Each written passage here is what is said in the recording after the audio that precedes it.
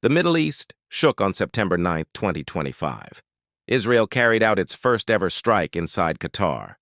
The world was stunned by this audacious move. In Doha's Leqtaifiya district, silence turned into chaos.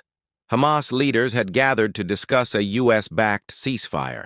They believed hope was alive, but death was near. Israeli aircraft penetrated Qatari skies without warning.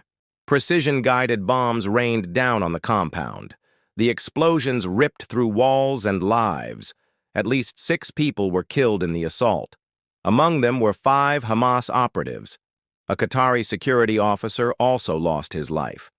The target was Khalil al-Hayya, a senior Hamas leader. Miraculously, he survived the inferno.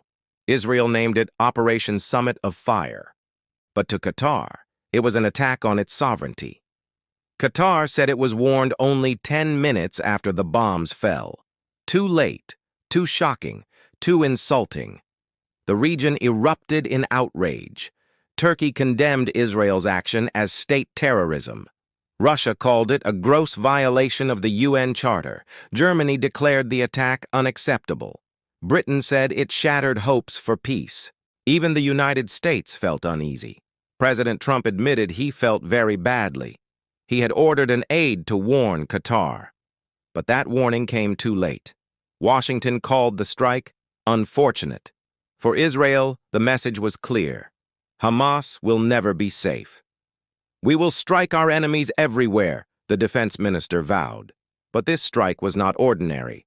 It was a gamble that could destroy fragile negotiations. For months, Qatar had been the mediator of hope. It hosted Hamas's political bureau since 2012.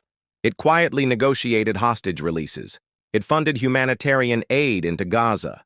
And now, Qatar itself became a battlefield. Diplomacy lay in ruins. The ceasefire talks collapsed overnight. With Hamas leaders killed mid-negotiation, trust evaporated. Gaza braced for yet another ground invasion. Families prepared for more displacement. Hospitals prepared for new waves of casualties. Hope was dying in real time. The fallout was global and immediate.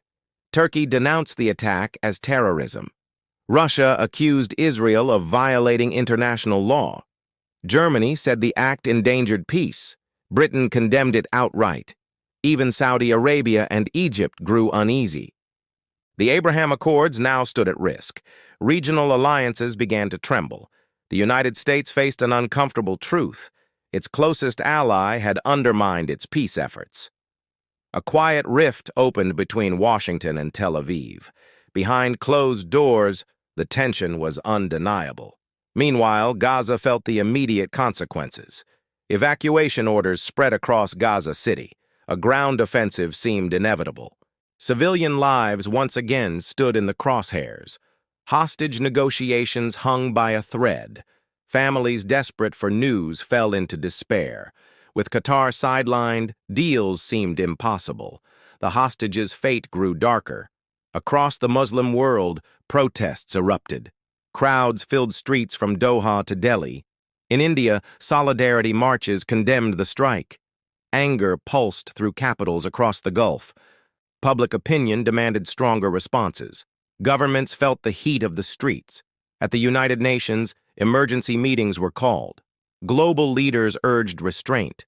They feared regional collapse was near. But Israel showed no sign of regret. To Israel, this was self-defense. To Qatar, it was a betrayal. To the world, it was a dangerous precedent. Israel had crossed a new line. For the first time, it struck inside a U.S. ally's territory.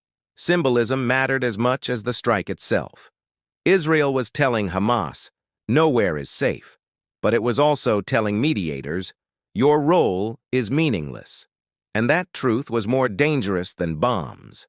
Diplomacy cracked, and with it, trust vanished. The region edged closer to uncontrollable war. Iran watched, calculating its response. Turkey prepared to harden its stance. Egypt feared a new wave of refugees. Saudi Arabia reconsidered its alignment. Every capital reeled from the shock. The Abraham Accords looked fragile. Peace felt like a distant dream. What happens next is uncertain. But the signs point to more bloodshed. Ceasefire talks are dead. A ground invasion is imminent. Hostages remain trapped in political crossfire. And the world stands helpless. This was more than an airstrike. It was a turning point. And its echo will haunt the Middle East for years to come.